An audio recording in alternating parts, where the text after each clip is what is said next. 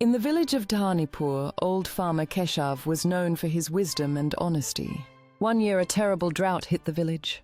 Crops failed, animals weakened, and many farmers left in search of work.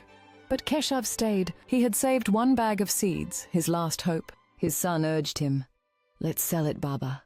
We need money to survive." But Keshav smiled. "If we sell the seeds, we eat once. If we sow them, we eat for years." Against everyone's advice, he plowed his dry land and planted the seeds. Neighbors laughed. Rain won't come for a miracle. Weeks passed. Keshav watered the soil with leftover drinking water, spoke to his crops, and waited. One cloudy evening, the skies finally opened. Rain poured and green sprouts danced in the wind.